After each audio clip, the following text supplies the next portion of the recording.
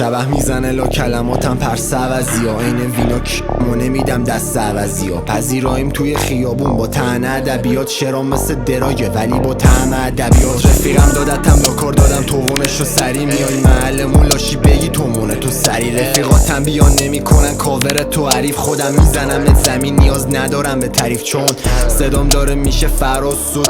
تو هنو شعر مینویسی براز سود، بشین پشت میز برام کد نگو چون حرف و عمل داره تناقض. کارا نایفیه بگو بالا خواد کیه، بدم بالا آستین میبندم با بارا باز دیل، ولی تش زده منو ما راستین. کارا نایفیه بگو بالا خواد کیه، بدم بالا آستین میبندم با بارا باز دیل، ولی تش زده منو ما راستین.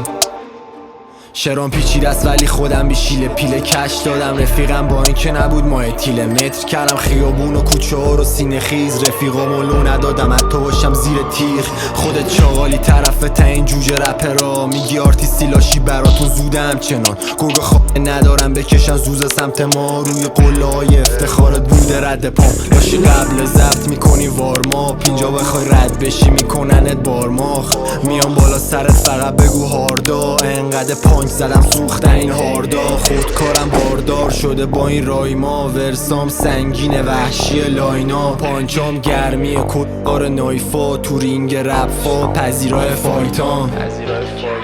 خیابون شاهده که چقدر دلم تیکه پاره است. تو همین خیابونا داشت میگیره یکی با مکس. اگه من فیمس بشم راه تو بیراه هست، من صدا کتونیام روی آسفالت عاشقانه است.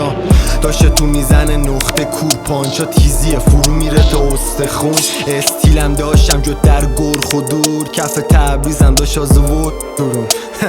نیست این چغالا حریفم، داشتی ازم رد نمیشن انگاری حنیفم. داشتی تیم بیاد میاد تکی سرد، داشتی مغزم تاکسی که میکنه کلمه سم پاشی. کارا نایفیه بگو بالا خواد کیه، بدم بالا آستین میبندم با بارا باز دیل، ولی تش زده منو ما راستین. کارا نایفیه بگو بالا خواد کیه، بدم بالا آستین میبندم با بارا باز دیل، ولی تش زده منو ما راستین.